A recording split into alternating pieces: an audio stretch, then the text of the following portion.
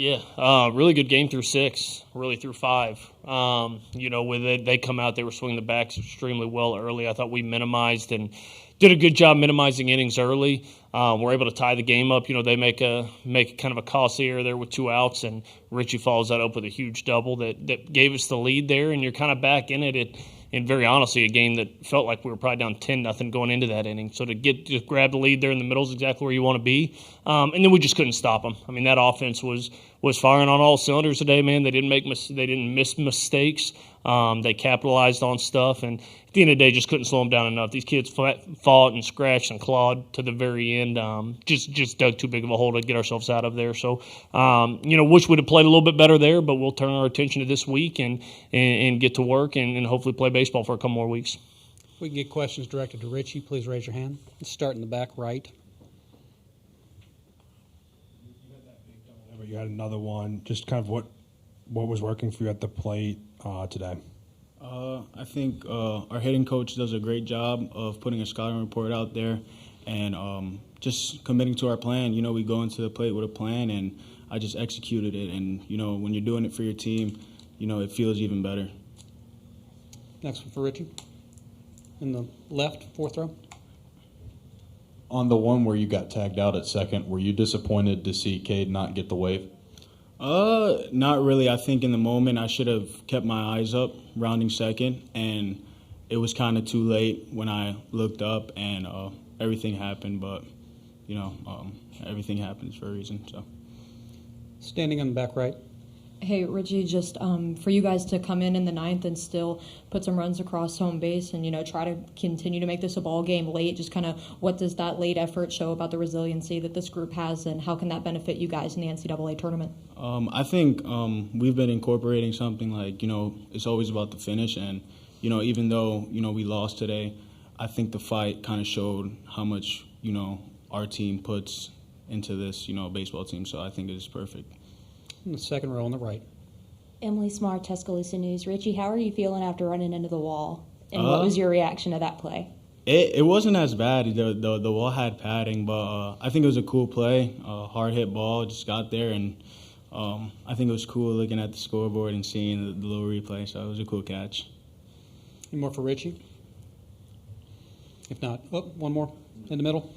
Richie, Matt Talbot from World Baseball Network. What's it like, the next week you guys might host a regional or possibly, how do you just feel about what you guys want to do next week to just capitalize on the tournament?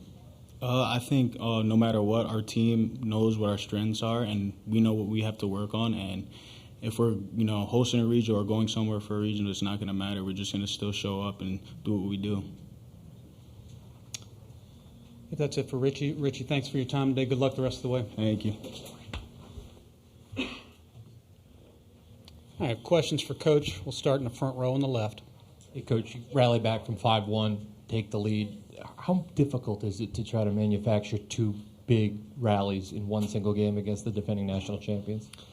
Yeah, I mean, Tennessee, you kind of saw what they were. I know they've scuffled a little bit down the stretch and haven't played their best baseball, but, man, that offense is scary. When it gets rolling, it's scary, and they were rolling from the rip. I think they were on time. They were taking stuff away, and they just got in a groove there, so it kind of just got hard to stop, and really as weird as the first 5 innings were, you felt about as good as you could with a 6-6 game and running Zane Adams in, and it's a little bit of a different role for him. It's something he's not used to, and he just wasn't sharp. We'll get 2 freebies there to the middle, and that's it. That's when we just need him to come down and kind of shut that down. And believe me, it ain't out of lack of effort for that kid. I mean, he made himself available today and wanted to pitch today.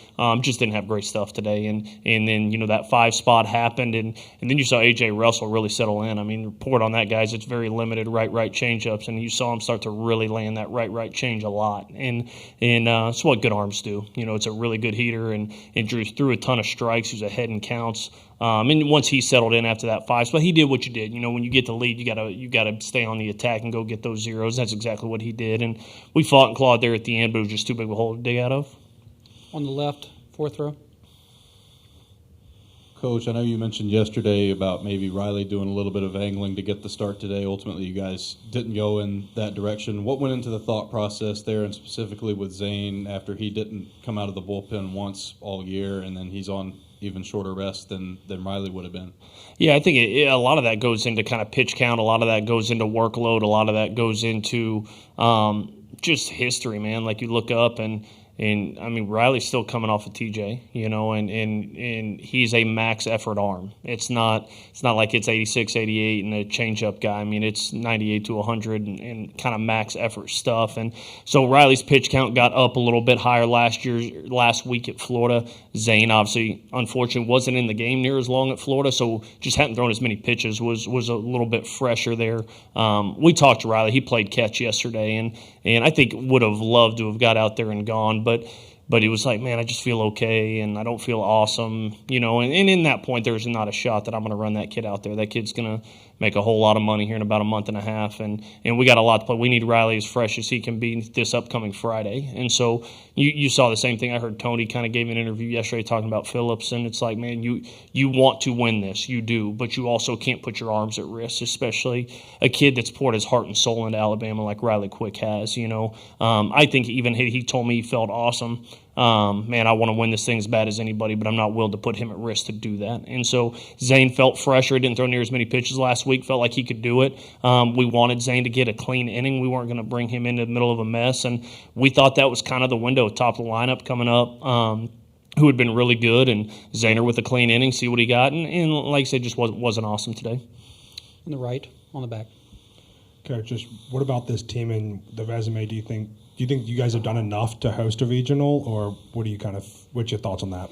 Yeah, I think it's interesting. I'm not a politicking coach very often. I'm very much go let your work speak for itself, and if you're good enough to do it, you do it, and if you're not, you're not. But it's funny. I'm sitting around the hotel room yesterday, and you're watching the SEC now and all this stuff, and they're talking about all this stuff, and it's like, man, Florida plays Ole Miss, and Alabama plays Tennessee, and man, that seems like a fight to host. And the reality is, like, we won 17 games in our league. 17 games in this league. Our RPI, I don't know what it is after today's game, but it's got to be in the top 12 probably at least. To me, it's a no-brainer. This team went out and won every single midweek game all year. We lost one non-conference game all year. We've done some really good things. You win 17 games in the league with the top 12 RPI. I think it's kind of silly that we're talking about, are we hosting, are we not? It should be, where are we being seated in the top 16? Now, within that, it's out of our control. You come here and you win 2 or 3 games, you completely take it out of any committee's hands. But, a lot of these teams that you're seeing kind of as locks to host are teams we played this year or teams we beat this year. And some of these things. So this league's just something different. Believe me, I spent a lot of time out of this league and got super annoyed with every coach that got up here. And I was like, man, you're 2 games over 500 in your league, and you think you should host. And then you come walk through this league and you understand exactly why you should host doing that. But like I said, it's out of my control now. Do I think this team's done enough? I don't think there's any doubt. I think that resume should speak for itself. But it's in the hands of the committee now, and we'll get back to Tuscaloosa, get to work, and be prepared for whatever comes next week. On the left, third row. Hey, Coach, obviously along those lines as well, how much emphasis do you think a selection committee should put on the SEC tournament when there's so many good teams here? And then also, what do you think about the format now that the run is done for y'all? Yeah, I guess to answer the first part of that question, I've always believed that postseason tournaments should only help you. They should never hurt you. I've always kind of believed that and stuff. And man, you go win games in this league. It don't matter if you're playing them on a Tuesday, if it's a non-conference game on a Tuesday.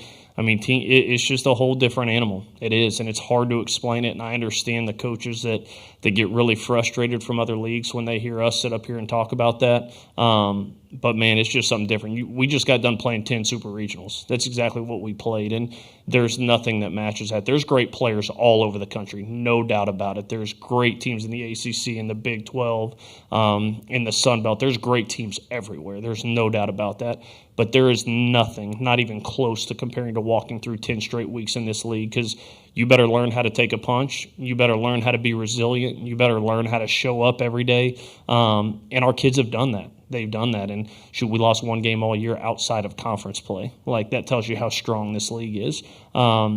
And then I think as far as the tournament goes, it's hard. Like, it's something that we as coaches felt like we had to do. Open it up when you add 2 regional caliber teams in Oklahoma and Texas. You feel like you have to kind of make an adjustment to the tournament because there's a heck of a lot more than 12 NCAA teams in this league.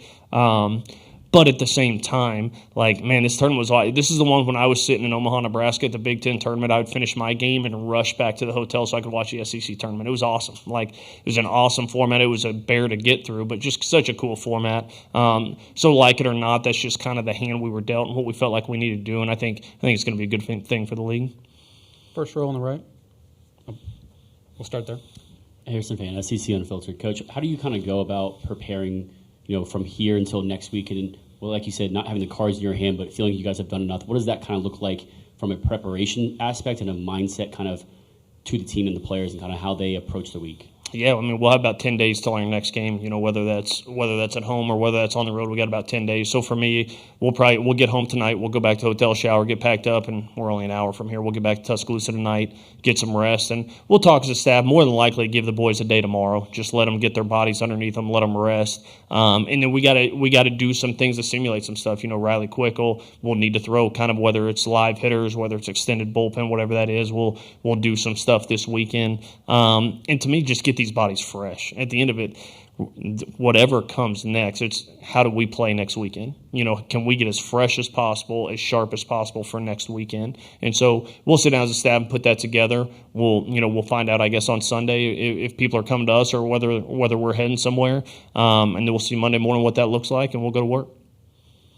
Two more, starting right here. Saw this Tennessee team without A.J. Russell fresh back in March. Now you saw them with him. How does adding a guy like that this time of year change a team's profile, and how different did it look for their pitching staff with him involved? That's just a really darn good team. Marcus Phillips was a big leaguer there for 3 innings there. I was like, man, Tony, you said he's going to be up on a pitch count, man. Let's get him out of there. Like, he's thrown enough. It was 98 to 99 with just plus stuff, all strikes. He was really, really good. And then you have Russell, and the impressive thing about him, I thought, is how he did it. He came in and we kind of blitzed him there early. Richie with a huge 2-out double, scored some runs there, and then he made the adjustment. He was able to start landing that right changeup a lot, and that makes 97 from that slot play a heck of a lot better. So you got to credit him on how he did that.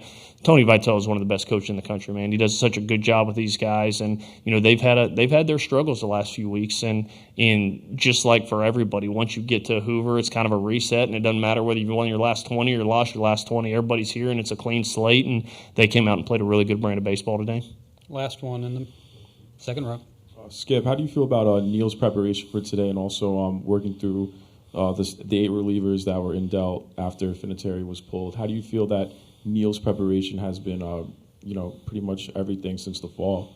Yeah, Brady's been great for us, man, and he's just continued to get better. Like I said, Brady had a tough start to the year. Didn't play great down the stretch. I thought was coming out trying to get 10 hits every at bat after a rough start, and frankly, Will Plattner was playing really, really good, and Platt kind of won the job a little bit and was playing a really good brand of baseball, and then fractured his hand at Auburn, and that kind of gave Brady a reset. I think when I saw Brady come back after kind of being out for a few weeks, you saw him come back just kind of with a new lease on it and play a lot freer, and he's had some huge hits for us. He's done a great job behind the plate. He's as good of a catch and throw guy as I've been around. Super athlete back there.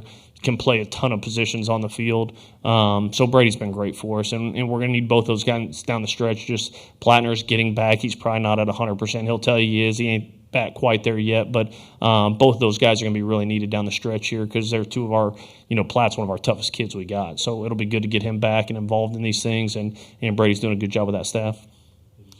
All right, Coach, we appreciate your time. Good luck the rest of the week. Appreciate it.